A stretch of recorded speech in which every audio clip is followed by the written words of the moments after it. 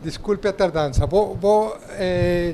Vamos a falar do Índice de Prosperidade da Cidade, que virou uma iniciativa mundial da Organização das Nações Unidas.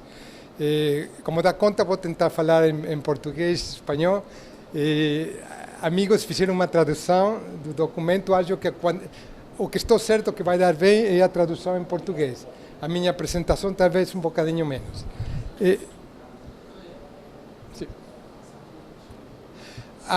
Este índice foi criado, ou começou a ser criado, no ano 2010, 2011, para ser apresentado no Fórum Mundial Urbano, que vocês conhecem. Lembrem-se do Fórum de Rio, em 2010.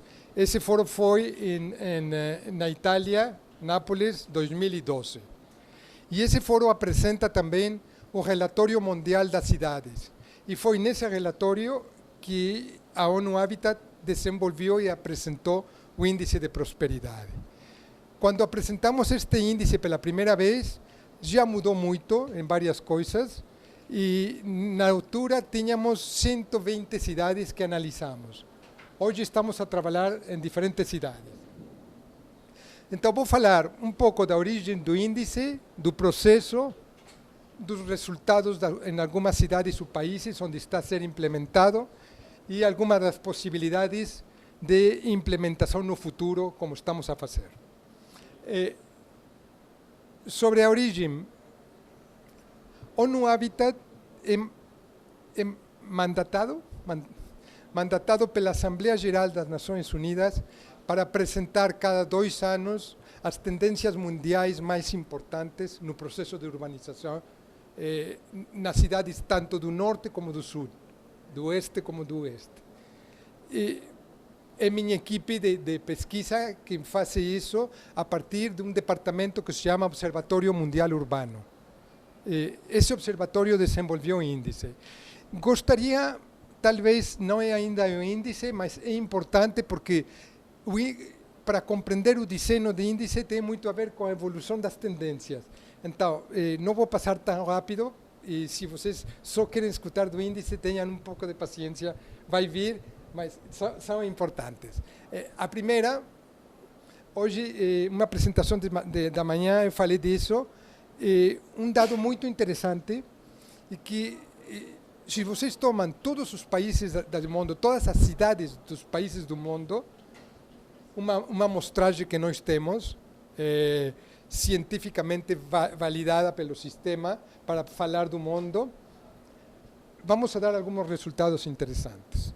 Estamos a falar 2010, 2012, 2013, mais 20 anos de análise. Primeiro, um dado muito surpreendente, que todas as cidades do mundo cresceram em promédio 3 a 8 vezes mais do que precisavam. E como podemos falar do que precisavam? Muito fácil, comparamos com a população e o crescimento da população. As cidades cresceram 5 vezes, 3 a 5, 8 em alguns lugares, mais do crescimento populacional. As razões são múltiplas, mas eu diria 2 principais. Agentes imobiliários, o setor privado, que controla o solo urbano das cidades, sobretudo nas periferias, foi o agente principal que fez que as cidades tivessem esse crescimento tão desmesurado. O crescimento se acompanha de múltiplos fatores, e podem imaginar alguns. Um muito importante, quando você vai muito longe na periferia, precisa custos muito mais elevados de gasto de energia, muito mais bens públicos, mais transporte, etc. Isso que acontece nas cidades. As brasileiras, em geral, não são uma exceção a todos estes fenômenos, como em algumas cidades, evidentemente, num promédio mundial, podem ser exceção. 2, se vocês tomam os últimos 20 anos, de novo, todas as cidades do mundo, através dessa amostragem, 75% das cidades do mundo cresceram mais iniguais, mais desiguais. 75%, ou seja, que só 25% da população mundial está a morar em cidades que tendem a ser mais igualitárias nos últimos anos. Todos estes fenómenos trazem consigo uma série de efeitos em consequência. Um deles, por exemplo, é que a forma, a estrutura da cidade, e esta é uma premissa muito importante para o índice, é que a forma da cidade pode conspirar contra a sustentabilidade. A estrutura, a forma da cidade é um fator que pode ir em contra do desenvolvimento sustentável. E por que isso? De novo, a nível mundial, todas as cidades, de norte a sul, repito, de este ao oeste, desceram densidades residenciais em um promédio de 30%. Todas as cidades do mundo. O que significa a redução de densidades em um 30%? Significa que as cidades estão a reduzir a possibilidade de gerar economias de aglomeração. Estão com sérias dificuldades para que o transporte público possa ter a densidade necessária para ser econômica e financeiramente solvente. Então, as cidades têm também, evidentemente, com esse crescimento desmesurado, estão a provocar que afete o meio ambiente e geram um problema que nós chamamos de perca de certos valores intangíveis. Identidade, desenvolvimento coletivo, capacidade de uma visão conjunta de cidade, porque uma urbanização fundada em um crescimento financeiro tende a ser muito individualista e rompe com a subjetividade e a capacidade coletiva de desenvolvimento da cidade. Estes são os pontos que falava. 90 a 2010, de 3 a 8, a superfície aumentou, as densidades abaixaram, e o terceiro, várias cidades, incluímos 3 ou 4 brasileiras para o terceiro ponto. Me lembro muito bem São Paulo. O centro, o que poderia considerar o centro histórico de São Paulo, por exemplo, tem áreas subutilizadas em um 20, 25%, em promédio. O que significa que você cresce 3 vezes mais fora da periferia, mas se esvazia no centro histórico, e evidentemente isso afeta de novo as economias de escala e de aglomeração que as cidades podem gerar. Este é o exemplo da minha cidade no México, não precisa ver em detalhe. Por que acontece isto? É claro que acontece por uma multiplicidade de fatores que interagem entre eles. O primeiro, porque as autoridades locais são fracas para controlar o crescimento da população, o crescimento de urbano planejado. 2, estes atores privados locais são eles que estão a dictar o crescimento da cidade. E dou um dado para provar isso. Faz 30 anos, as migrações rurais urbanas ao nível mundial representavam 30, 40% a explicação do crescimento urbano. Hoje representam só 20%. E um fator novo que cresceu nesses 30 anos é o que se chama a mudança jurídica do Estatuto da Terra Urbana, que muda de rural a urbano. Uma mudança que muitas vezes se faz através de mecanismos especulativos e ilegais, fora dos planos urbanos. Então, todos estes fatores, vamos a ver, contribuem contra a prosperidade da cidade.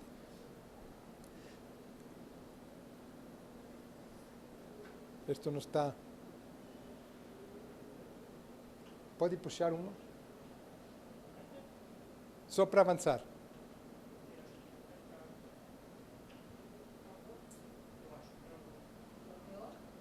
Bloqueou.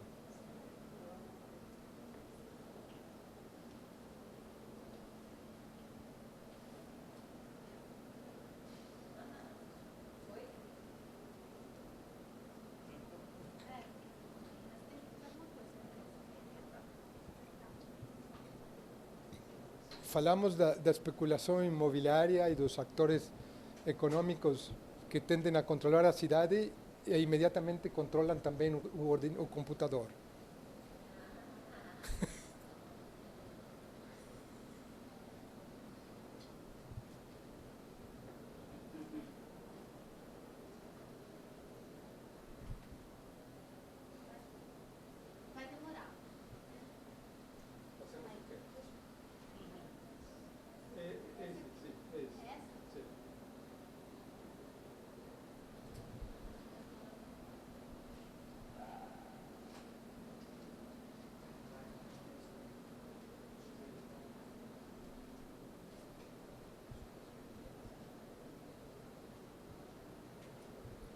onde que está Jaime?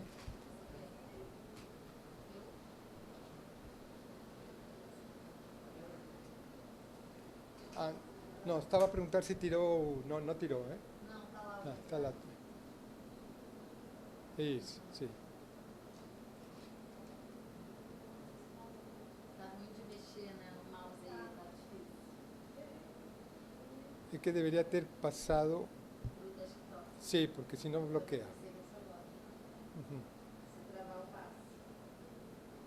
Estava aqui? Estava lá, sim.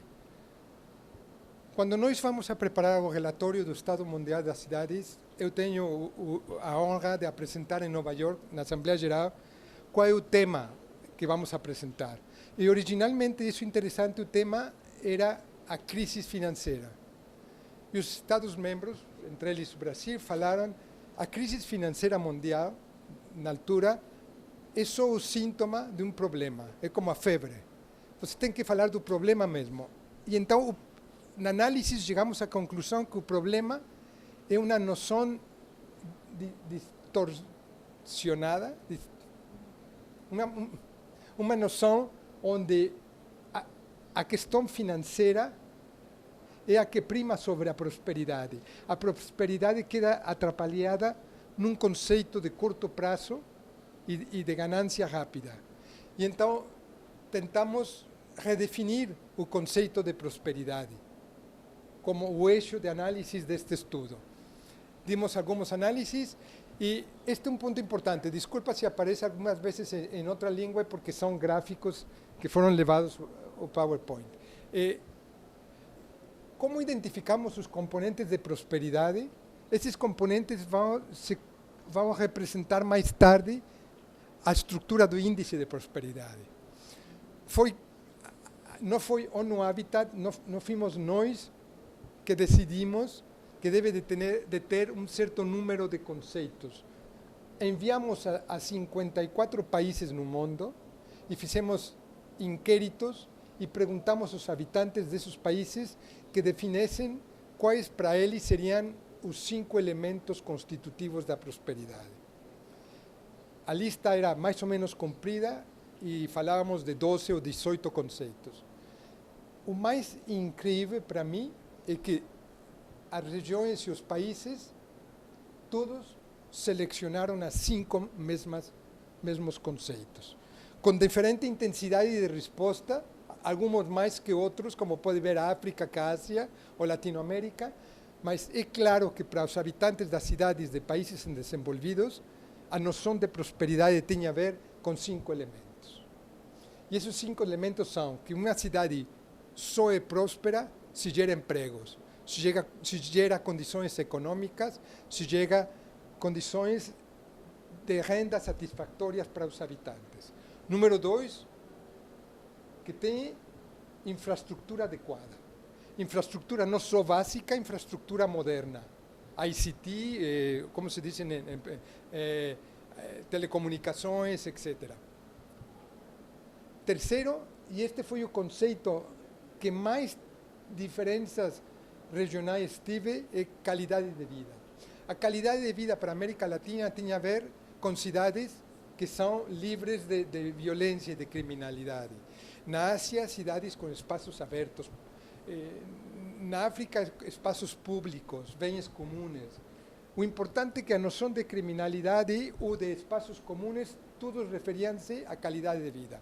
E ainda outro comentário muito importante, porque era um questionário muito comprido de diferentes questões, era que os habitantes desses 54 países falaram que a qualidade de vida era sempre um subproduto de outras políticas. Ou seja, que muito poucas cidades, tinham propostas de políticas específicas de qualidade de vida. E o quarto, evidentemente, você fala de riqueza, de infraestrutura, de boa qualidade de vida, tem que ter um mecanismo de distribuição dessa riqueza e de acesso aos recursos e às oportunidades. Ou seja, estamos falando de uma cidade que tem uma prosperidade compartilhada entre os habitantes da cidade e que tem um meio ambiente adequado. Tudo isto nos levou a criar definições de novo que não foram criadas pelo ONU Habitat, foram enviadas de novo a esses países e juntos acabamos por definir a noção de cada um desses conceitos. Depois, ainda não estamos a falar de um índice, estamos a falar de uma mudança estrutural na noção de desenvolvimento sustentável. E então, se vamos a mudar, a pergunta que tínhamos que ter feito e fizemos foi: mudamos para o quê? Ou para ir para onde? Que o que a gente quer, que o que os países querem. E então, essa mudança, essa força transformativa que estamos a falar, de novo, as avaliações e os inquéritos nos falaram que teníamos que mudar de cidades onde as políticas e as ações que se colocam, que se decidem, sejam sempre sectoriais, e falamos de ações muito mais holísticas e integradas. 2, ações onde já não se centra na ganância econômica e financeira, mas muito mais nas pessoas. 3, que seja inclusiva e, por último, sustentável. A ONU Habitat, este é um conceito da ONU Habitat, falaram então, esse tipo de cidade é diferente da cidade do século XX. E chamamos, temos que dar um nome, talvez queríamos um nome atrativo, a cidade do século XXI. Este tipo de cidade responde a uma série de coisas. De novo, agora uma análise diferente. Não foram 54 cidades, foram os parceiros, as universidades, os centros de pesquisa, think tanks no mundo. Perguntamos como você pode explicar que é uma cidade do século XXI. Quais são os elementos principais? Porque estes elementos é o que nos vai levar a desenhar um índice que possa capturar medições que nos levam a avaliar que a cidade está a evoluir nessa direção. Ou seja, o índice se começa a desenhar de tal forma que começa a utilizar indicadores e mecanismos e métricas para medir o tipo de cidade que a gente quer. Não é neutro, está vinculado ao objetivo final que estamos procurando. E então, procuramos cidades mais compactas, romper com usos separados de solo, onde tem o comércio, a indústria, etc., e procurar uma mistura de usos de solo que tenha de espaço que tenha uma grande vantagem, que geram essas economias de aglomeração que a gente falou. 3, a noção de heterogeneidade tem a ver com uma noção social. As cidades estão cada vez mais, o Brasil não é uma exceção, divididas por condomínios fechados, favelados, etc. E procurar cidades, falávamos hoje com o projeto de São Paulo, inovador do Plano Maestro, e procurar cidades mais socialmente mixtas, não somente nos usos de solo. Sempre que acontecem riscos financeiros, não só naturais, humanos, etc., quase sempre são os pobres ou os mais vulneráveis que são os mais afetados. Não é um segredo. Então, procurávamos... A cidade do século XXI é uma cidade que é resiliente e que protege os mais vulneráveis. Então, temos que desenvolver indicadores que nos permitieran medir isso. Depois, este foi talvez um ponto dos mais importantes. De novo, as 54 cidades dos inquéritos que fizemos nos falaram, perguntamos: pode você definir em 3 a 5 palavras o que é para você uma cidade próspera? E a resposta, falo de novo da Suécia, da África do Sul, da China a México, as respostas foram em diferentes línguas. Uma cidade próspera é uma cidade que produz bens públicos. A definição de bens públicos, poderíamos falar disso, e que tem uma escala humana. Uma cidade dessa produz uma série de vantagens: emprego, reduz vulnerabilidades, cria mais harmonia no desenvolvimento, é muito mais holístico, reconhece espaços públicos, e todos estes são os elementos fundamentais de uma noção de prosperidade de cidade. Não pretendo explicar isto em detalhe, nem também não pretendo que vocês possam ler isto, mas fizemos uma avaliação de todos os índices que a gente encontrou no mundo. Índice de desenvolvimento humano, um que se chama Genuine Progress, o índice da OECD, um índice que se chama de Já Prosperidade, um Legatum. O índice Legatum é de democracia, se utiliza em 110 países, desenvolvido pela Inglaterra, e chegamos a uma conclusão importante. Todos estes índices, todos, com uma ou duas diferenças, são todos nacionais. Índices que midem políticas nacionais, não políticas de autoridades ou de cidades, autoridades locais e sociedades.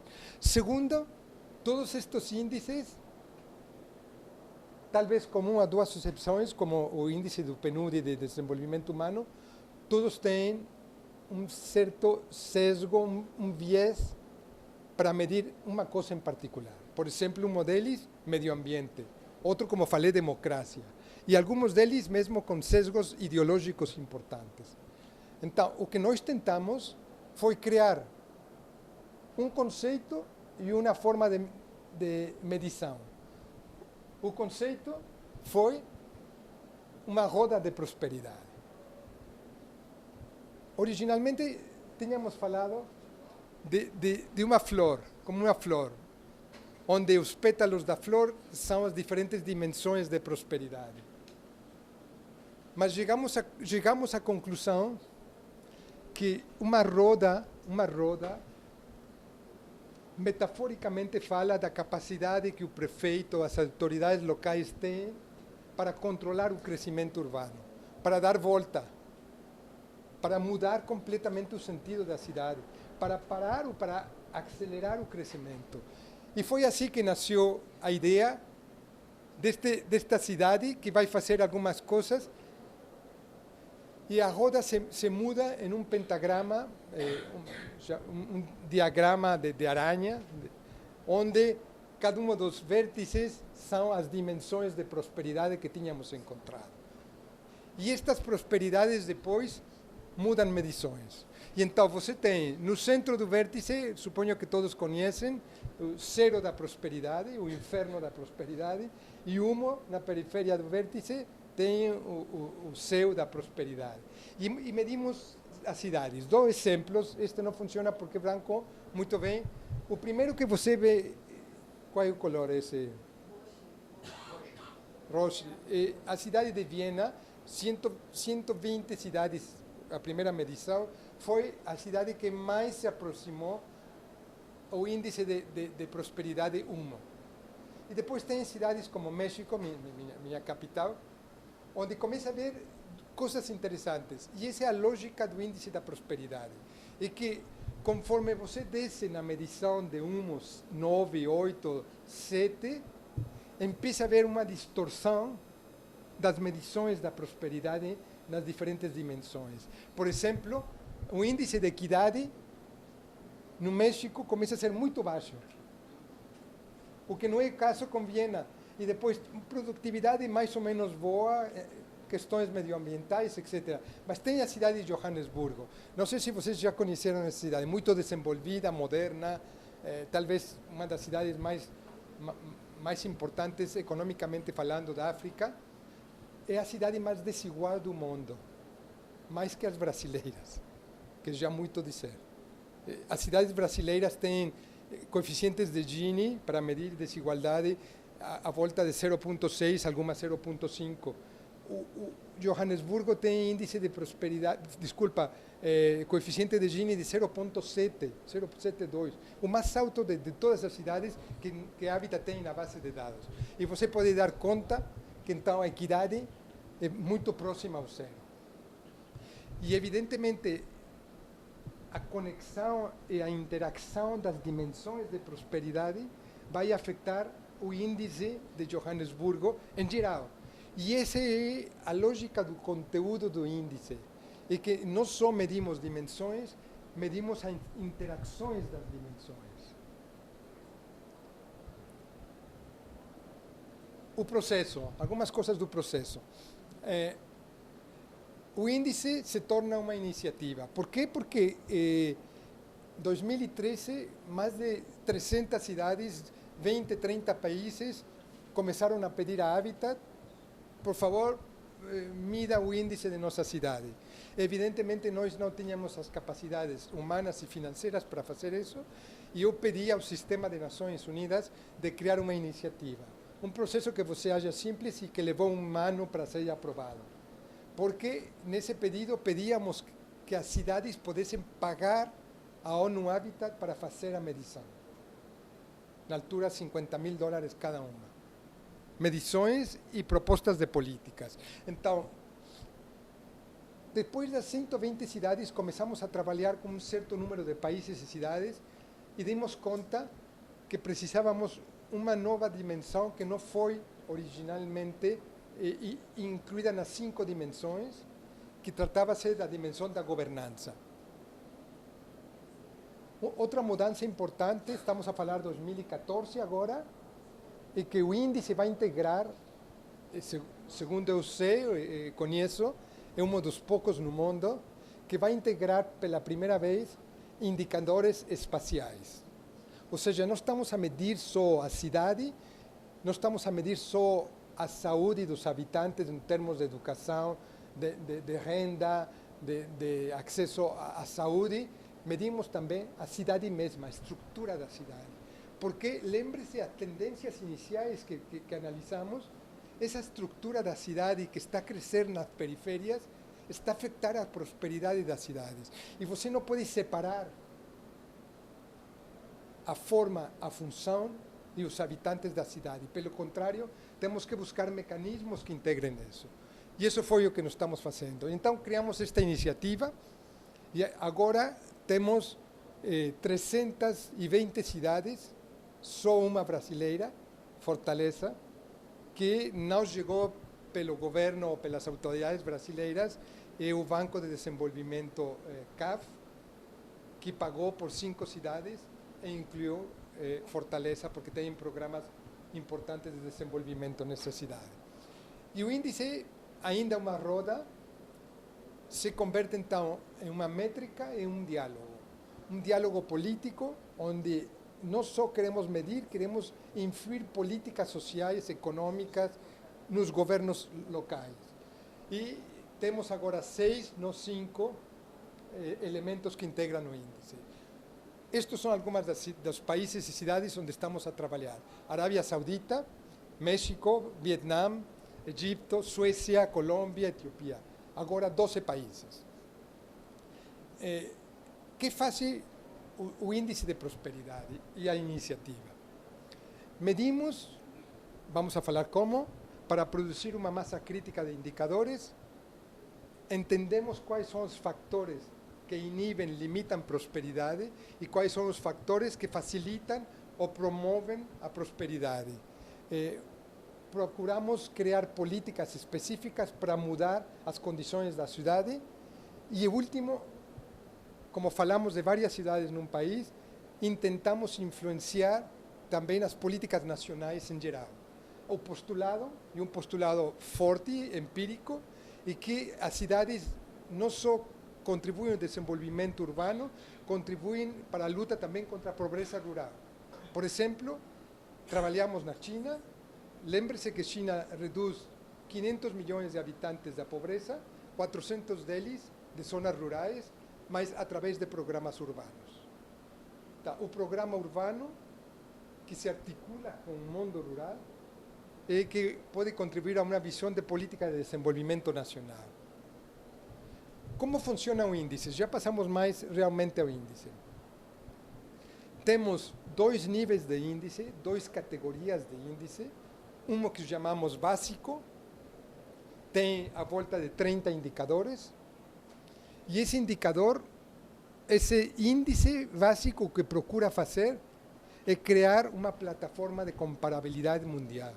Podemos comparar Fortaleza, como estamos a fazer, com Medellín, com Pequim, com Riad, na Arábia Saudita.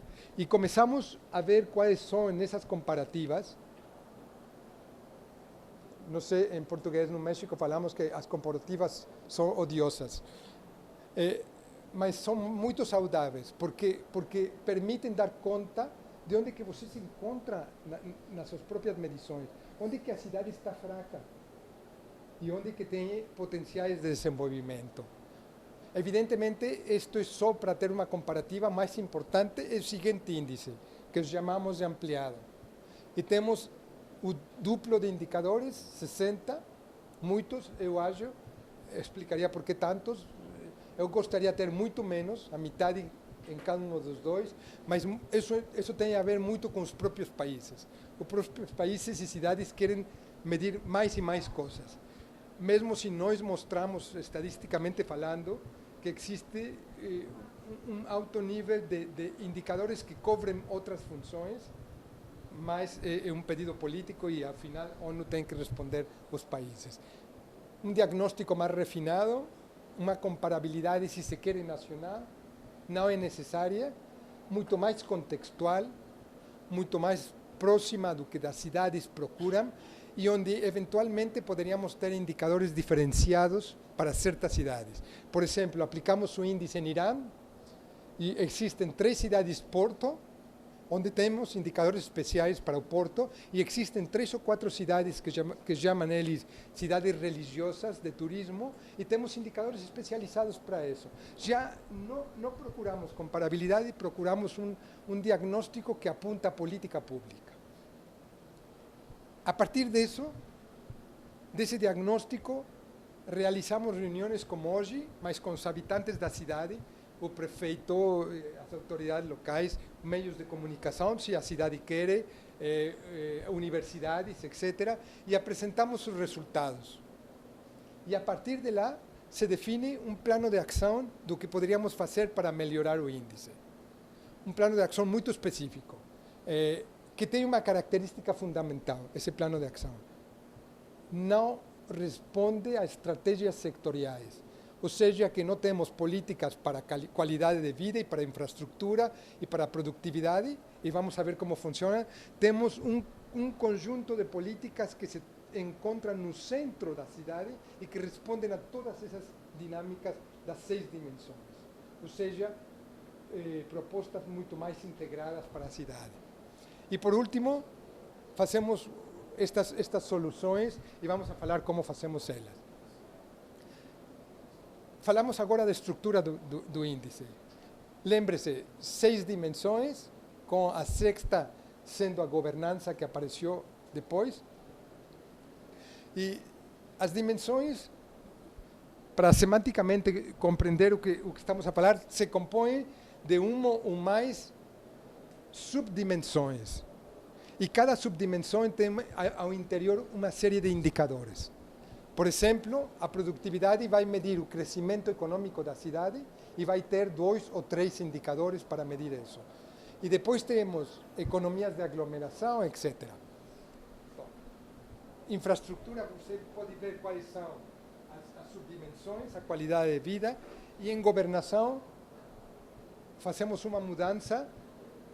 Saímos um pouco da lógica convencional da medição da governação e incluímos as capacidades institucionais da urbanização, onde podemos medir qual é a capacidade que a cidade tem de controlar esse crescimento desmesurado na periferia urbana e reduzir as grandes periferias. E assim, falamos então de 6 dimensões para o índice e dou um exemplo, o 2, o 3, mas muito geral. Índice de produtividade. Temos crescimento econômico como subdimensão e medimos 3 indicadores que compõem a subdimensão crescimento econômico, que faz parte do índice de produtividade. O crescimento econômico tem a ver com um subíndice que Habitat também desenvolveu, que é quase como o PIB da cidade, chamamos o produto da cidade per capita, taxa de dependência de idosos e renda média familiar. E este segundo indicador, subíndice, é o subíndice espacial, um índice que mide o espaço da cidade. E medimos, como indicador do Banco Mundial, densidades econômicas, toma a cidade toda, o número de hectáreas na cidade, localiza a produtividade, a renda da produtividade das empresas, e podemos medir por hectare a produtividade econômica da cidade. A especialização econômica também podemos encontrar na cidade onde que se encontram as empresas formais ou informais, localizamos elas e medimos um certo nível de especialização econômica. E assim, índice de infraestrutura, moradia, temos vários indicadores. Não apresento porque não é objetivo aqui. Infraestrutura social, vários, TIC, telecomunicações, mobilidade urbana, e temos um subíndice de infraestrutura que chamamos da forma urbana. E eu gostaria hoje de falar muito desse tipo de índices porque é o que é mais novo nas medições. Esse subíndice se compõe de 3 indicadores. O primeiro, a superfície que a cidade dedica à rede viária. O segundo, a densidade viária, que quer dizer um número de ruas por hectare, por quilômetro quadrado. E o terceiro são os cruzamentos físicos que as ruas geram. E vamos ver como funciona e por que funciona e por que é importante. Governança, por exemplo, medimos participação, transparência, capacidade institucional e, de novo, um indicador espacial. Cada dimensão, quase todas, acho, tem um indicador espacial. Este indicador vai medir a dispersão urbana, como eu falei, a distância que a cidade está a se separar, muitas vezes innecessariamente. E então o índice de prosperidade em inglês, CPI, vai integrar uma série de indicadores espaciais. Aglomeração econômica, densidade residencial, transporte público, conectividade, diversidade, etc. Como falamos do espaço, começamos a encontrar alguns problemas metodológicos importantes. Imaginem, por exemplo, uma cidade grande, ou mais ou menos importante, qual é o limite da cidade? Então, a definição do limite é o contínuo construído. Mas esse contínuo construído tem subdefinições, subconceitos. Por exemplo, se dá conta, não pode dar conta porque não vê, existem pequenas partes urbanizadas fora da zona vermelha. Temos metodologias para definir quando essas zonas podem fazer parte da cidade, quando não fazem parte. Agora, as cidades, esta cidade de Medellín, não é sempre tão bem estruturada. Muitas vezes tem cidades que têm fragmentação urbana, grandes vazios e a urbanização continua. De qualquer forma, integramos esta noção de perímetro urbano e começamos a medir. O índice pode medir unidades de indicadores, mas também as divergências dos indicadores. Dou um exemplo. Este índice é para a equidade e tem que ver com as pessoas faveladas ou o número de informalidade. A Maria chamava subnormais, não? Eu nunca gostei muito desse termo. Esta cidade de Guadalajara, minha cidade. Então, o que começamos a medir, por exemplo, infelizmente isto não dá para mostrar, mas ao fundo dessa tabela tem área metropolitana com 10% de habitantes chamamos favelados. Temos definições, isso faz parte do ODM, que Habitat também avalia e mide. E depois, o mais importante para nós é medir também o centro da cidade, o centro histórico. O número de favelados é 4%, e nas periferias urbanas sobe a 20%. Então, a proposta é que não só falamos de 10%, mas falamos da dispersão que existe ao interior do indicador e, se é possível, com certas formas de penalizar a medição. Porque, então, o que interessa não é o indicador promédio, ou é como o indicador se comporta para mostrar as diferenças que está a gerar ao interior da cidade. Indicadores espaciais, espaço público, muito simples, discutido, mas simples. Marcamos o perímetro da cidade, encontramos os polígonos definidos do que são espaços públicos, temos definições do que integra ou não o espaço público e marcamos 300 ou 1000 metros ao redor, e as partes brancas que ficariam seria a falta de acessibilidade física de acesso a espaço público. Só para mostrar como alguns dos indicadores espaciais. Hemos criado, vou passar isto muito rápido, além disso está em inglês esta parte, hemos criado metadata para cada um dos indicadores. Isto significa que cada indicador tem, se é básico, se é ampliado, um número, a metodologia, se é de produtividade, definições de cada um deles, e então o indicador apresenta uma definição, onde que foi já utilizado historicamente, como foi utilizado, como nós estamos a utilizar, que limites tem o indicador, que coisa não mide bem, e depois exemplos de como deveria medir, para cada um deles, dos 60 e tantos. Dessa metadata, como estamos a falar também de comparativas entre cidades, temos que criar um padrão de comparativa. Por exemplo, se eu quero saber algumas coisas para me comparar com ele ou com ela e comigo, as medições simples não vão dar resultados. Vou dar um exemplo. E então temos uma série de mecanismos de padronização, de estandarização das medições. Uma, chamamos, não tem padronização, seria, por exemplo, um indicador muito simples, acesso à eletricidade. Acesso à eletricidade de 0 a 100. Então, se uma cidade tem 80, é 0,8. Se outra cidade tem 90, é 0,9. Mas depois tem um indicador, por exemplo, pobreza. E pobreza medimos o contrário. Se uma cidade tem 40% de pobreza e outra 20, não seria 0,4 e 0,2, mas seria 100 menos 0,4, 100 menos 0,2. Porque quando aumenta a medição, aumenta a prosperidade.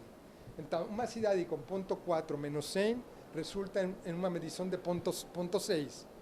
E uma de 0,2 de 0,8, acumula mais pontos para a prosperidade. Dá conta? E assim temos uma série de formas de padronização.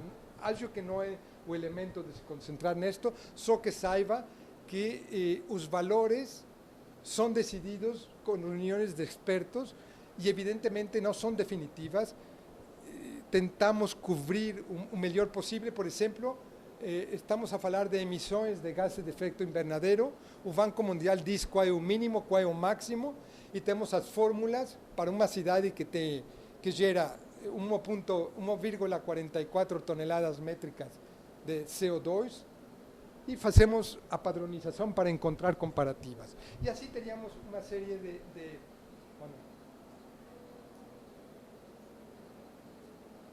bloqueio de novo. Desculpem. Talvez algumas perguntas,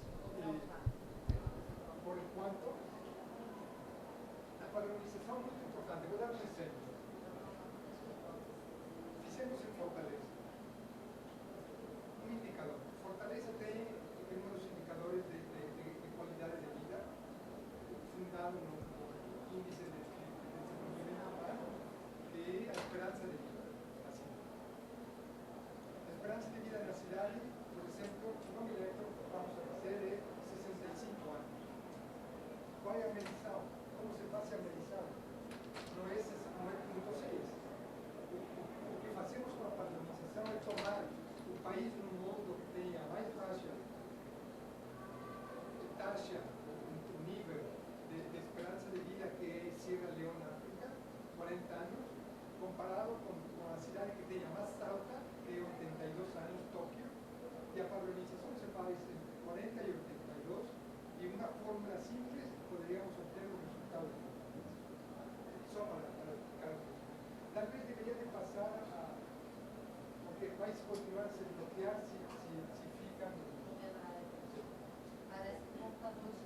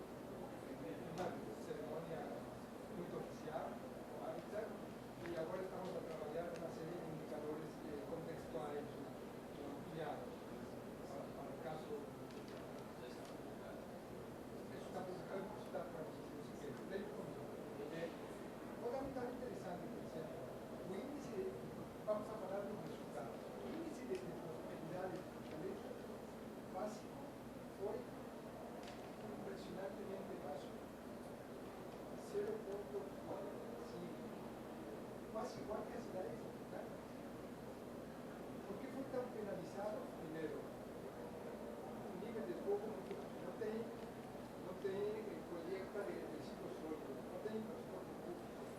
E então, quando você começa a dar conta com os indicadores, muita desigualdade social, violência, etc., a cidade é penalizada. E quando apresentamos, como tínhamos não exatamente o mesmo método, esclareço isso, as 120 cidades iniciais tínhamos São Paulo, fizemos uma comparativa, São Paulo foi 0,75, que fica um bom nível, a diferença é enorme. E isso é importante quando vamos avaliar várias cidades brasileiras, de ver as grandes diferenças e onde que se encontram as agendas onde precisa agir para modificar a prosperidade dessas cidades. E no caso de Fortaleza, os resultados são muito claros, muito simples. E mostram que se você quer fazer outra pergunta, Não sei se você teve conhecimento, mas eles também colocaram um desses mecanismos internacionais como a sétima capital mais violenta. E a época, quando eu vi esses dados, nós estávamos abaixo de Maceió. Se você poderia repetir a pergunta? A primeira ou... Ah, sim. E agora, no último ranking de uma ONG mexicana, acho que você deve conhecer, de Seguridade Social e tudo, eles fazem essa publicação anual, né? E nós ficamos acima de Maceió, acho que deve ser algo em torno de 80 mil mortes por 100 mil habitantes, né? Algo absurdo, assim. E assim, só para completar o que você estava falando, e uma das outras coisas assim, que vai num outro sentido, é que quando você falou de prosperidade, eu achei que você fosse trabalhar com o conceito do Tim Jackson, né, que é aquele economista inglês, que ele trabalha com o sentido meio que decrescentista da França, de prosperidade sem crescimento. Quando você aponta o detalhamento do índice de produtividade, ele tem como elemento básico o crescimento econômico.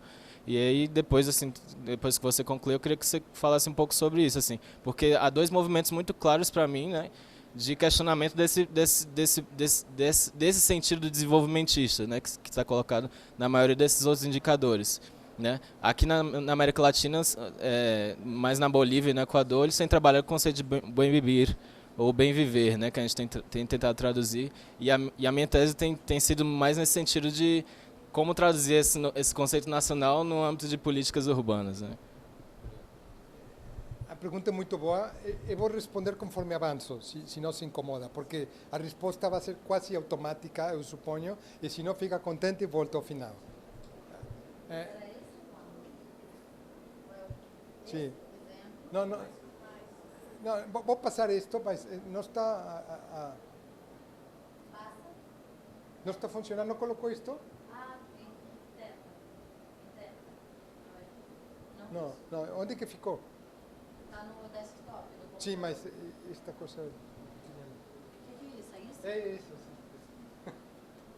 Senão, não, é um controle remoto que faz... Vai, interna. Ok, passo isto para concentrar.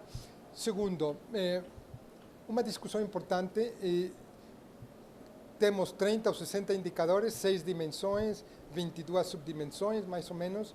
Vamos a ponderar, vamos a dar um valor a elas ou não.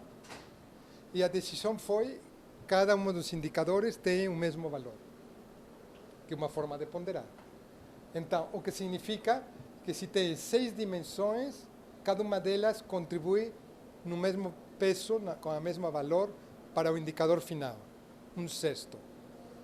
Cada subdimensão contribui da mesma forma para a dimensão e cada indicador contribui.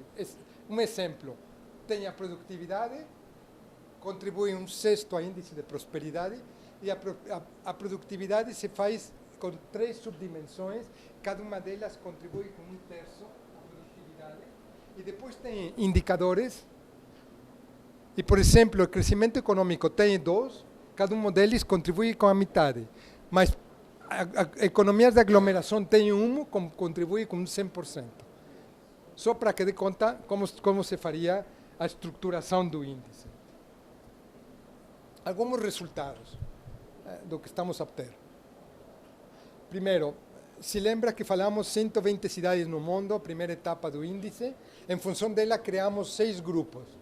6 grupos, um histograma simples, que nos permitiam classificar grupos, onde, por exemplo, um grupo que tem de 0.9 até 0.8, de 1 a 0.8, tem os valores muito mais altos do índice de prosperidade. Depois baixa 0.8, 0.79, etc., até menos de 0.3. Quando as cidades têm valores muito baixos, de menos de 0.3. Isso para ter uma comparativa mundial. Nas cidades colombianas, que é o exemplo, fizemos a medição básica e ampliada de 23 cidades. 17 delas fazem parte de valores moderados, ou seja, de 5.5. Fortaleza está com valores baixos, valores moderadamente baixos, 0.4. E temos 3 cidades colombianas com valores altos e 3. E depois, como falamos de 2 índices para cada cidade, este é um exemplo de uma cidade no México chamada Corregidora, onde o índice básico é 0.6, alguns querem marcar 61, 0.6, se falamos de 0 a 1, e o ampliado é 0.5. Quase sempre o índice ampliado tende a ser mais baixo, porque integra mais dimensões e mais complexidade de medição na cidade. Então, o índice básico nesta cidade mexicana faz parte de valores moderados, o índice ampliado de moderados baixos. Fazemos outra coisa, o mesmo exemplo da cidade, agora falamos das dimensões específicas, numa comparativa mundial. Os valores temos a equidade e a inclusão no índice básico, é quase como muitas cidades europeias. Mas o índice de infraestrutura, para o ampliado e básico, é quase como as cidades africanas. Então, está dando conta que a mesma cidade apresenta medições muito variadas nas diferentes dimensões. E então, podemos, de uma forma muito clara, encontrar, no caso da cidade corregidora, onde que encontram-se as deficiências maiores das dimensões de prosperidade. Neste caso, sustentabilidade medioambiental, qualidade de vida e infraestrutura. Ok? Vemos na mesma cidade, quando existem mudanças no índice básico ampliado. Por exemplo, a equidade tende a baixar quando integra mais indicadores, mas, interessantemente, a governança tende a subir. E depois, este é o caso das cidades colombianas, 23 cidades, este valor promédio das 23 cidades. E de conta, por exemplo, a produtividade, de novo, desculpa em inglês, é um gráfico, a produtividade impressionantemente baixa, 0.38. As cidades colombianas são cidades de uma muito baixa produtividade econômica. E depois tem questões medioambientais, qualidade de vida, infraestrutura e equidade. Equidade, sim. Como entra o índice de governança e instituições nesse gráfico? É uma coisa à parte. Chegou depois.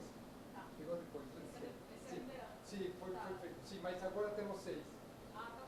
Sim, é uma muita pergunta. Lembre-se, infelizmente, começamos com 5 e depois integramos 6. Passamos de um pentagrama a um hexágono. Sim. Comparamos cidade corregidora no México, as diferentes dimensões com o promédio da cidade e podemos visualizar muito rápido o básico, o ampliado, onde que encontram seus problemas. Comparamos cidades do mesmo país, 4 cidades, Zapopan, Guadalajara, Corregidora, Cajeme, e as diferentes dimensões para cada uma delas. Aqui já temos as 6. Foi mais... Este exemplo é mais recente, onde já integramos a governança. Então, se dá conta, por exemplo, nas cidades mexicanas, nesse exemplo, existe uma certa homologação dos resultados. Ou seja, a infraestrutura é sempre baixa para todas as cidades. Algumas pequenas mudanças, mas a questão de equidade é sempre mais elevada. Depois, já não falamos das dimensões, falamos das subdimensões e das medições. O vermelho seria a produtividade, o segundo é a infraestrutura, o azul do terceiro seria a qualidade de vida, etc. Então, você dá conta, neste mesmo exemplo de uma cidade, onde que se encontram ao nível das subdimensões as variações mais importantes e as deficiências também. É claro que esta cidade tem problemas de infraestrutura social e de espaço público, principalmente. E funciona mais ou menos bem com outros indicadores. Este é o caso de Colômbia. Fazemos o análise de novo agora para cada cidade e resultados gerais. E depois, agora passamos para cada dimensão. Então, o gráfico integra não as dimensões, mas as subdimensões, neste caso, de infraestrutura. Então, como dá conta, infraestrutura de habitação, infraestrutura social, telecomunicação, mobilidade urbana, forma urbana. E podemos localizar agora ao interior do problema de infraestrutura ou de resultados positivos de infraestrutura, onde que se encontram os indicadores mais pobres. No caso desta cidade, infraestrutura social, por exemplo, ou mobilidade. Tentamos fazer análises onde existe informação, trabalhamos, por exemplo, na Etiópia, no Egito, onde as informações históricas são muito pobres, mas em outras cidades, Fortaleza, temos informações sobre isto. Podemos dar conta da evolução de alguns dos indicadores. Por exemplo, mobilidade urbana. Curiosamente, esta cidade tende a reduzir a porcentagem de uso de mobilidade urbana com transporte público. No ano 2008, o índice de transporte público em mobilidade era 0,7 e hoje é 0,5. Ou seja, que tem dado muito mais espaço a viaturas, carros, etc., e reduz a porcentagem de utilização de transporte público e outras medições. Qualidade de vida, a mesma coisa. Não é um pentagrama porque só temos 4 subdimensões. Então, saúde, espaço público, educação, segurança. Os resultados de uma cidade mexicana, problemas claros de espaço público e também a evolução do espaço público. Problemas de segurança, e damos conta, este indicador funciona negativo, que a segurança está a incrementar. Quando uma cidade faz a cooperação com o ONU Habitat para calcular esse nível de detalhamento por eixo, é também entregue à cidade? Ou seja, a cidade esta é uma pergunta muito importante e espero que podamos trabalhar com o Ministério. ONU Habitat não produz dados para o país, com exceção dos indicadores espaciais, que não existem, para aqueles que não existem. Os dados são sempre oficiais. IBGE, evidentemente, o ofício de estatística, 2 departamentos ou ministérios que produzem, 3 a cidade mesma, e 4 onde temos recursos, que é o caso de Arábia Saudita, onde não temos informações, fazemos inquéritos específicos para ter as informações. Tem muito dinheiro e pagam, o que talvez não seria o caso em muitos de nossos países. Mas isso é importante, por exemplo, sobre espaço público, pedimos a cidade que delimite, este é o caso do México, Corregidora, as áreas que compõem espaço público, delimitamos e estamos a falar de um espaço público, primeiro, muito voltado ao este da cidade, segundo, com grandes vazios na utilização, no acesso no acesso ao espaço público. Medimos 3 indicadores de espaço público, o acesso, mas também o espaço público per capita na cidade. E, em alguns casos, um indicador contextual ampliado, medimos também a usagem do espaço público. Então, qualidade de vida, evolução, não precisamos parar. Produtividade, então estamos a falar de crescimento econômico, aglomeração da economia e emprego. Avaliamos a evolução e obtemos indicadores específicos para essa dimensão. A mesma coisa com equidade. equidade desenvolvimos são contribuições de hábitat. No caso brasileiro não tem problema. Me lembro faz muitos anos que Maria fez uma contribuição. Maria da Piedade trabalha para a IPEA, não se conhece. Uma contribuição importante para nós com indicadores de coeficiente de Gini para as metrópoles brasileiras, se lembra? Mas muitos países não têm a possibilidade de medir desigualdade de renda ao nível das cidades. Então, nós fazemos esses cálculos para as cidades. Gostaria de passar isto, governança, os mesmos exemplos, e me pararme com alguns indicadores espaciais. Neste caso, a conectividade da rua, conectividade do espaço público. A premissa, a hipótese, ou quase a certeza por que estamos a integrar este indicador, é porque estamos convencidos, a partir do análise de 120 cidades, que a forma, o planejamento e a estrutura urbana é um elemento constitutivo da prosperidade. Não é uma lógica só de desenvolvimento, no sentido que você falava, é também medir as condições estruturais da cidade. E como fazemos? Temos 3 indicadores, lembre-se. Densidade de interconexões, cruzamentos das ruas, número de ruas por hectare, por quilômetro quadrado, e terceiro, a porcentagem de ruas do total da cidade. Okay? E os resultados, exemplos, e vamos a ver como utilizamos esta informação. Exemplos, por exemplo, temos 4 cidades colombianas, Neiva, Bogotá, Santa Marta, Medellín, 3 indicadores: superfície dedicada à rede viária, densidade de cruzamentos. Eu falava ruas, o nome correto é viária.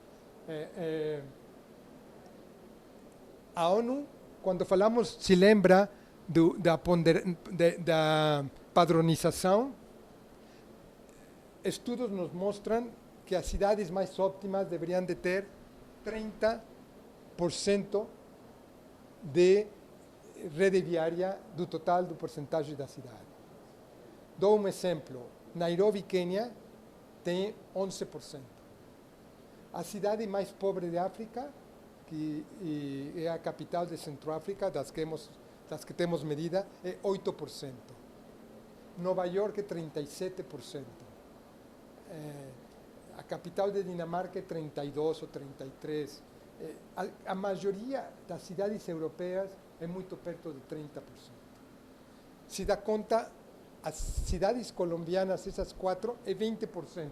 São 2/3 do que deveriam ter a cidade em termos de vialidade, de rede viária. Segundo indicador, densidades, falamos de 20% recomendado, está muito próximo, com 18%, e depois densidades de cruzamentos, 100 cruzamentos por hectare. Dê conta de um caso interessante. Neiva é a cidade mais pobre de Colômbia, é a cidade que tem 80% de favelados e tem 243 cruzes de ruas. Por quê? Porque é um espaço informal, não planejado, que começa a ter ruas à toa. E esses cruzamentos são ineficientes, por um lado, e por outro geram grandes problemas de acidentes viários. Terceiro, quando algumas correlações estadísticas que temos feito, quando você passa de 150 a 180 cruzamentos, muito elevado em relação ao 100, começa a ter automaticamente uma perca de espaço público, porque o espaço de cruzamento consome o espaço público. Então, empieza a haver relações muito interessantes no análise. Só para mostrar, temos Arábia Saudita, análises similares dos 3, e depois passamos a outro nível de análise que para nós é mais importante. Um dado para uma cidade como Medellín ou Bogotá não diz quase nada. O que fazemos é que vamos a categorias, de 5 categorias na cidade mesma. Neste caso estamos a falar de Medellín. Então medimos as áreas consolidadas, as áreas residenciais, as áreas informais. O quarto são os grandes promoções imobiliárias públicas de habitação. E o quinto são zonas industriais. Sempre. Então, Medellín, por exemplo, lembre-se, Medellín tinha 22.1805 em promédio. Agora, quando vamos ao detalhe, as áreas consolidadas têm 130 cruzamentos, as áreas informais 250.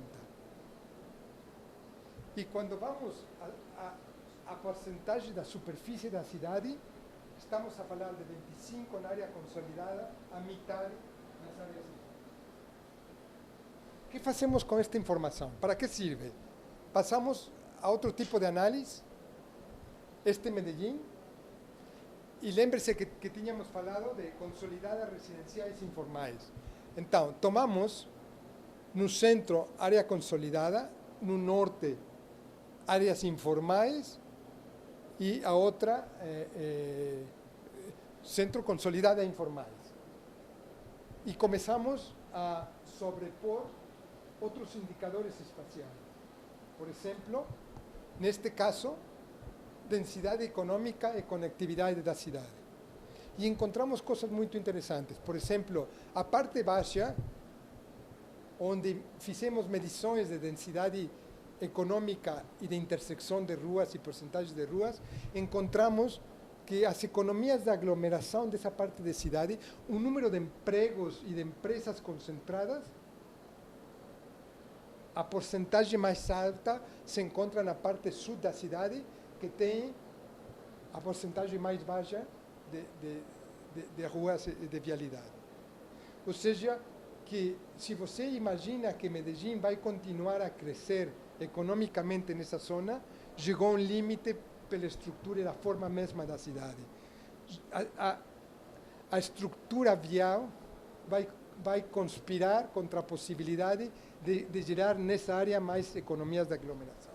Fazemos o mesmo com zonas residenciais. E empezamos a obter alguns resultados interessantes. Algumas possibilidades para concluir. Acho que foi muito longo, muito comprido a explicação, desculpa. Estas são as cidades colombianas. Dados importantes. Eu queria mostrar por alguma coisa. A primeira é que a parte vermelha são as cidades maiores do país. As cidades maiores do país.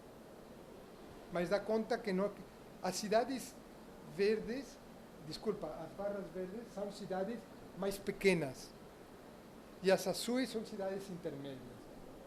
Esta conclusão encontramos no México, Arábia Saudita, Vietnã.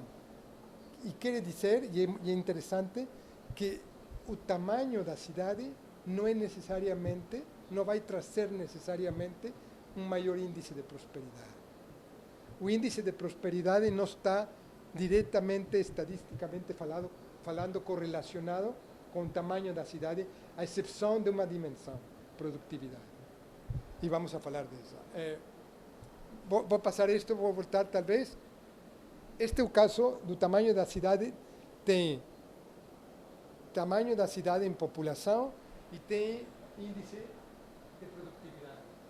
E encontra que Bogotá, Medellín, são as cidades com os índices mais elevados em geral, e todas estas cidades pequenas encontram-se com uma baixa produtividade.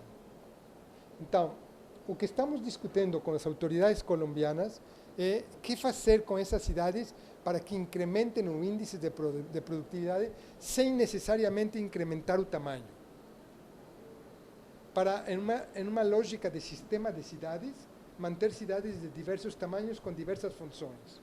Uma lógica muito mais territorial do que estamos a fazer. E volto a uma coisa, estes já não são os valores dos índices, são as correlações dos índices.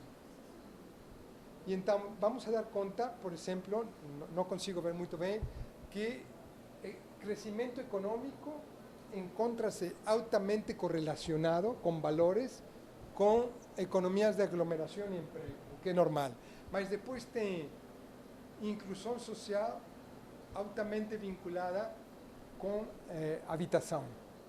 Para cada cidade, fazemos uma análise de correlações, não são os valores, repito, são as correlações das variáveis, e passamos, então, a determinar para cada uma das subdimensões, por exemplo, telecomunicações, com que está mais correlacionado. Neste caso, de uma cidade em particular, com educação e com emprego. E depois temos, no terceiro, o emprego com economia da aglomeração e educação com economia da aglomeração.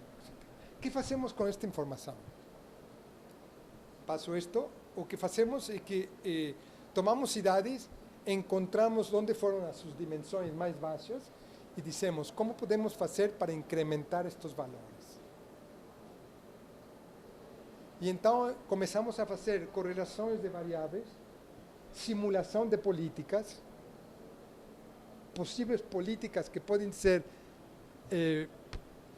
realizadas nessas cidades, e vamos analisar. Esta é uma cidade no México chamada Zapopan, que se você, por exemplo, incrementa em 10% as inversões e as políticas em telecomunicações na cidade. E que quer dizer isso? Quer dizer três coisas. Uma, abaixar o custo de acesso a telecomunicações.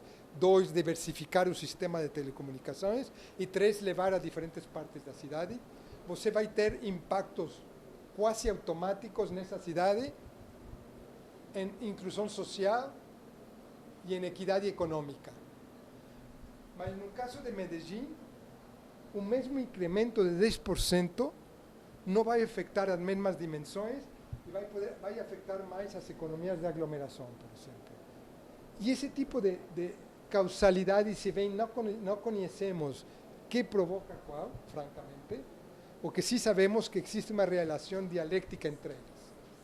Ao final, não é tão grave não saber se é as comunicações que afetam a educação às telecomunicações. O que sabemos que nessa cidade em particular, o incremento de um leva ao incremento do outro.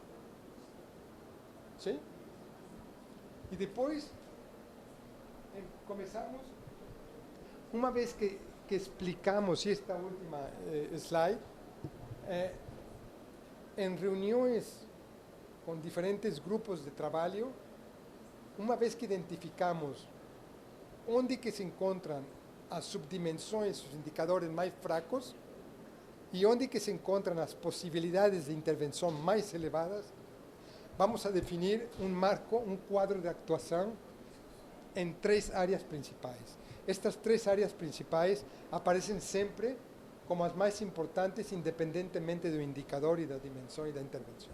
Uma, que chamamos uma abordagem tríplice, três P's, três níveis, ao nível espacial, ao nível do planejamento e do desenho urbano. Intervenções específicas para melhorar as condições de vida da cidade em particular, onde encontramos deficiências, agindo sobre o espaço da cidade, sobre o planejamento da cidade. Dois, como fortalecer o desenvolvimento econômico, como agimos no espaço, mas também nas economias locais, endógenas, para que a cidade possa funcionar. E terceiro e último, que precisamos fazer do ponto de vista regulamentos, leis, instituições, normas, para que funcione melhor. Dou um exemplo, para ilustrar e acabo. Imagina uma cidade, Fortaleza, onde um dos indicadores mais baixos é o transporte público.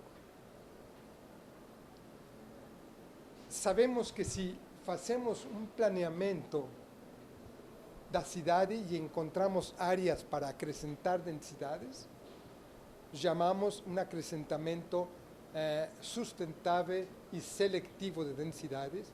Não acrescentamos, porque é impossível, as densidades da cidade toda.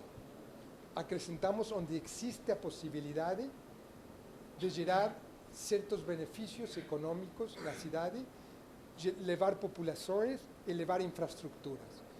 é a mistura dessas três dimensões, população, infraestrutura, densidades econômicas, que vai permitir criar programas que funcionem bem do ponto de vista do transporte público. 2, que fazemos para fortalecer o desenvolvimento econômico das zonas para que o transporte funcione também. E terceiro, que tipo de reformas ou que tipo de ações institucionais e leis se precisam fazer para que o transporte também possa funcionar. Dou um exemplo, vocês não podem acreditar, mas Nova Delhi, a capital da Índia, onde trabalhamos, desenvolve o metro, o underground. E a primeira decisão que tomam é que nas terminais do underground limitam o crescimento de densidades. Ou seja, onde é quase automático que vai trazer mais economias, mais vantagens, o governo toma a decisão que aí não pode crescer. Então, quando falamos com ele e explicamos que o transporte não estava a funcionar bem, uma das decisões fundamentais do ponto de vista da terceira, do tríplice, é acrescentar com normas e com regulamentos essas zonas específicas de terminais para levar mais densidades. E então, em um ano ou dois, o transporte não deixou de ser ineficiente para passar a eficiente, mas melhorou muito as possibilidades de ser financeiramente autossustentável. Ou seja, o transporte era altamente subsidiado porque não tinha capacidade de gerar essas economias. E tinha muito a ver com as instituições e com as leis, não tanto, neste caso, com o planejamento da cidade. E só para explicar, e com isso concluímos. E talvez foi muito comprido e agradeço a paciência.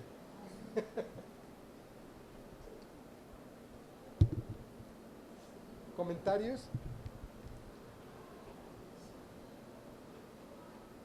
Eduardo, essa base está disponível para É? os resultados estão disponíveis online? Não estão disponíveis online e não porque não queremos estar a falar com Ekin, com o Reine disso. A verdade é porque estamos saturados trabalhando nas cidades e não hemos tido a capacidade de parar e colocar tudo isso, mas estão disponíveis. Por exemplo, Colômbia, México, Arábia Saudita, Egito, eu poderia passar a vocês, para todas e cada uma das cidades onde estamos a trabalhar. E vocês vão ver resultados, são muito interessantes, em realidade, porque tentamos, e é preciso utilizar a linguagem correta, tentamos fazer avanços em áreas que ainda ficam por explorar. Por exemplo, qual é a capacidade que temos de decidir a priori, ex ante, uma possível política pública que vai ter impactos em diferentes dimensões. Quando você tem o listado, eu me lembro muito bem, eu falava com o alcalde, com o prefeito de Bogotá, e ele diz, vamos fazer uma política para tirar as pessoas, os vendedores ambulantes, e colocar eles num mercado perto deste lugar, etc. E então eu perguntava a eles e a equipe, essa é uma medida de equidade ou de crescimento econômico? E não saibam. E a verdade é que essa quase cegueira no resultado possível de uma política é alarmante porque opera, como opera em Bogotá, opera em muitas cidades do mundo. As decisões não se conhece o possível resultado do impacto. É este o que o índice quer fazer. E, em conclusão, o índice faz 3 ou 4, 5 coisas, talvez. Primeira, produz para muitas cidades do mundo, pela primeira vez, uma linha de base, que não existia. Onde que está a linha? Fortaleza, hoje sabemos onde que está ela. Antes, o mesmo prefeito de Fortaleza achava, e eu chamo isso, a autoestima é mais elevada que a realidade. Não? 2, como você já tem uma linha de base, pode pela primeira vez fazer possibilidades de definir qual é a meta-alvo de melhora, onde e quando. E eu vincularia isso não só a uma questão técnica, incluso a uma questão política eleitoral. Os novos prefeitos na história das cidades deveriam dizer: eu me engajo a acrescentar a economia, a produtividade desta cidade em 0,3 em 3 anos. E podemos medir se funcionou. Terceiro, medimos pela primeira vez os impactos reais das políticas. Porque se dá conta, o índice todo é virado a uma medição de resultados. Não tem, com exceção de 2 ou 3 indicadores de governança, não tem indicadores de processo. E não tem indicadores de inputs. Como se chama inputs? De entrada. Medimos sempre resultados e impactos. Por exemplo, na Etiópia, se vocês conhecem a história da Etiópia, 70, 80% na capital, Addis Abeba, de favelados, 70, 80. O governo decide criar um programa massivo de habitação. 30.000 habitações, 50 cada ano, depois 6.000 habitações, para uma cidade relativamente pequena. Nós não medimos o número de cidades, de habitações. Esse é um indicador de processo. Medimos o impacto das habitações sobre a infraestrutura, sobre a qualidade da vida, sobre todas as diferentes dimensões. E esses impactos são o que está a marcar se a decisão de fazer todas essas habitações está, em realidade, a melhorar a qualidade de vida ou não. Dá conta? Esse tipo de interações é o que é extremamente interessante e, a verdade, desafiante para muitas autoridades locais.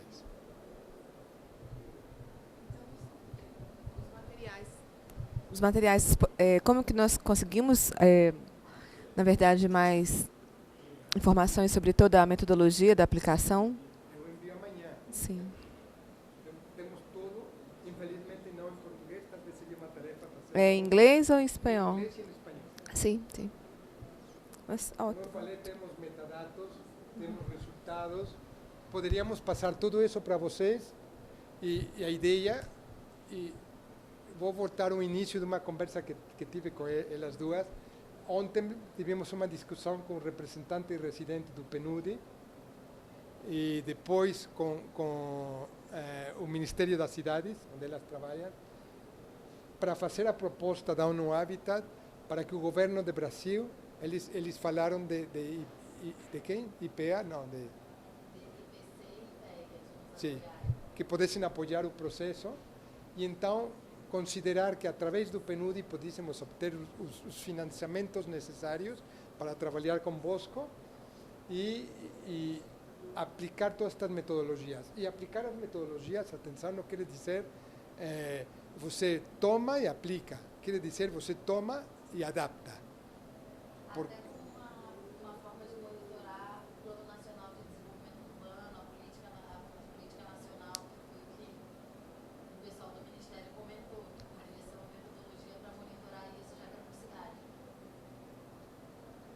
Sim, então, nosso compromisso agora é de preparar uma série de documentos que vamos enviar a vocês, com a intenção de que foi falado de que pudéssemos ter uma conversa via Skype ou videoconferência para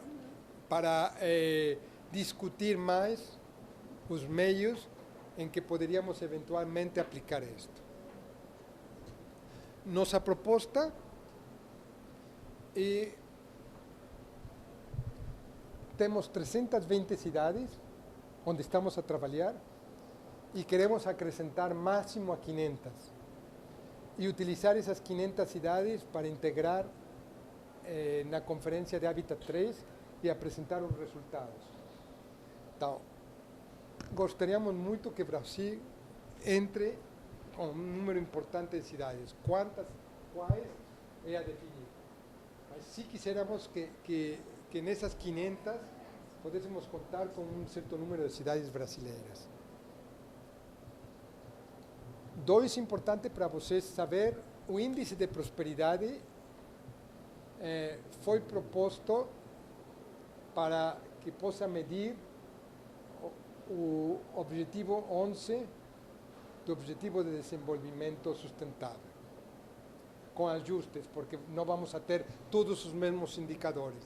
Mas com ajustes, mas o importante é o seguinte, o objetivo 11 das cidades de desenvolvimento sustentável tem, por enquanto, 10 indicadores.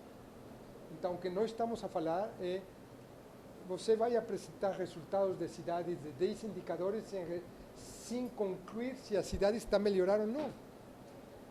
Porque nunca faz uma integração desses indicadores.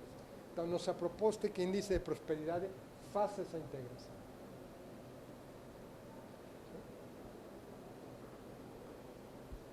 Obrigado. Obrigada. Muito obrigado pelo tempo.